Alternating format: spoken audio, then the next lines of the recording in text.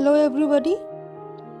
In this video you will find explanation of Act 2 Scene 1. The scene takes place in Belmont, in a room in Portia's house.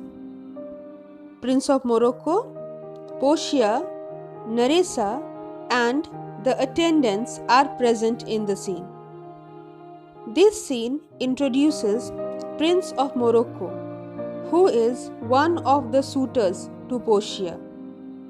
He is a dark-complexioned man and very confident of himself.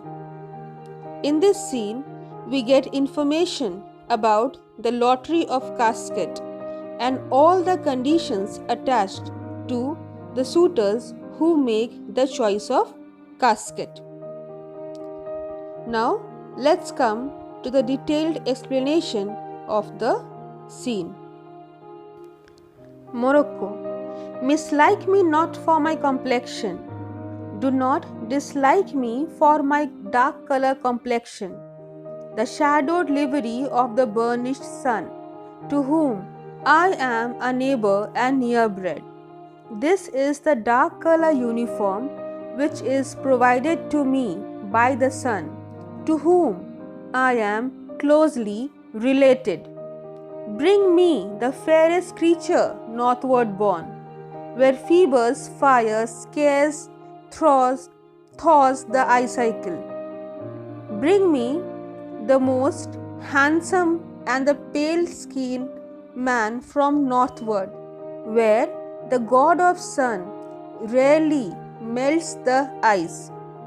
And let us make incision for your love, to prove whose blood is reddest, his or mine. And let us make a cut, to prove whose blood is red, whether the prince from the northward or mine. According to Elizabethan era, the one who had red blood was considered to be more brave. I tell thee, lady, this aspect of mine hath feared the valiant. I tell you, lady, this appearance of mine had scared the most brave people. By my love, I swear, the best regarded virgins of our clime loved it too. And I promise you that the most respected unmarried women of our climate loves it too. I would not change this hue, except to steal your thoughts, my gentle queen. And I would never change this complexion of mine, but still I can do this to win your affection, my gentle queen. Prince of Morocco, he is very proud of his dark color complexion and he is not ready to change his complexion at any cost. But still he is willing to do that to win the love and affection of Portia. Portia, in terms of choice, I am not solely led by nice direction of a maiden's eyes. As far as making a choice is concerned, I am not entirely influenced by the attractive looks of the suitors, as usually the maidens are. Besides, the lottery of my destiny bars me the right of voluntary choosing, and the fact that my fate depends on luck forbids me from the right of choosing freely. But if my father had not scanted me and hedged me by his wit to yield myself his wife, who wins me by that means. But if my father had not deprived me from choosing freely and bound me by his wisdom to give myself as a wife, who wins me by the means that I told you earlier, your self-renowned prince then stood as fair as any comer I have looked on yet for my affection. Then I promise you, renowned prince, you should have also stood as fair a chance to win me as any other suitors who have come here. Portia tells Morocco that she is not guided by the look of the suitors to choose a husband for herself. Rather, she has to follow the will of her father in choosing a husband. Morocco. Even for that I thank you.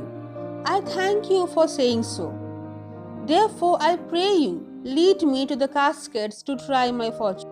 Therefore, I request you to take me to the caskets to try my luck. By this scimitar. Scimitar is a short curved. Prince of Morocco shows the scimitar and says, that slew the Sophie and a Persian prince that won 3 fields of Sultan Solomon.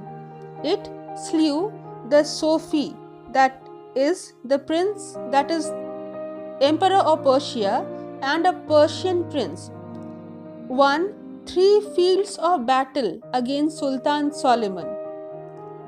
I would outstare the sternest eyes that look. I would look defiantly into the most brave eyes that look. Outbrave the heart most daring on the earth, and refuse to show any respect to the most daring heart on earth.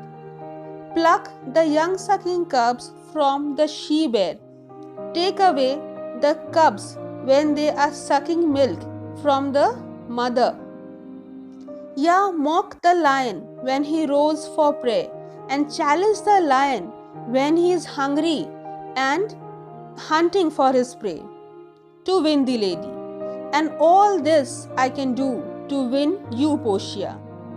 But alas the while, if Hercules and Lichess play at dice. Hercules, he was a superman of Greek mythology, and Lichess was his servant. So if Hercules and Lichess are playing a game of dice, which is the better man, the greater throw may turn by fortune from the weaker hand, to prove who is better of the two. In that case, the winning throw may come by chance from the weaker hand, that is Lichess. So is Alcides beaten by his page. Alcides is another name for Hercules.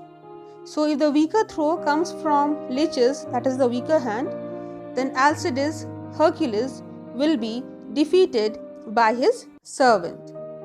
And so may I. And the same thing can happen to me too.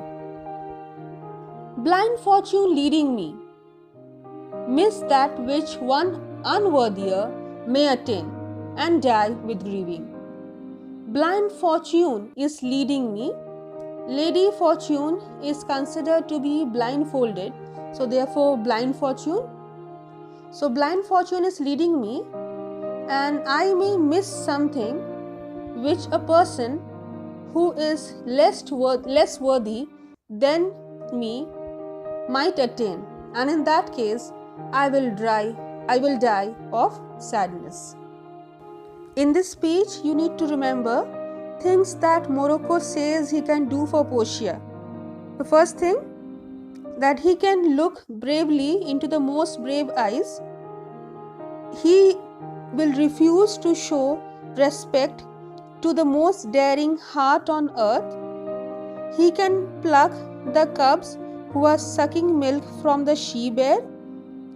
And the last one, he can challenge a lion when he is hungry and hunting for prey. So all these 4 things he can do to win Portia's love. Portia, you must take your chance and either not attempt to choose at all. You can take a chance of making the choice of casket, or you can also choose not to attempt to make a choice of casket at all. Or swear before you choose. If you choose wrong, never to speak to lady afterward in way of marriage, therefore be advised. But if you choose to make a choice of casket and you choose a wrong casket, then you have to promise to never to speak to any lady in a way of marriage, that is, never to propose a lady for marriage. Therefore, be advised. Therefore, be warned. Portia is warning Prince of Morocco that if he fails to choose the right casket, he can never marry any woman. Morocco, nor will not. Come, bring me unto my chance. Nor will not, double negative, nor and not.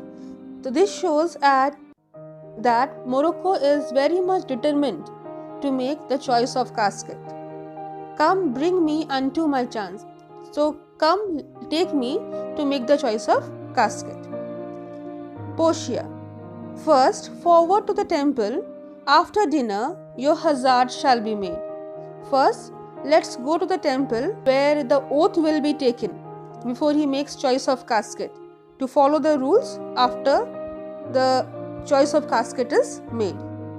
And after dinner, the hazard, the risk of making choice of casket will be done. Morocco, good fortune then, to make me blessed or cursed among men.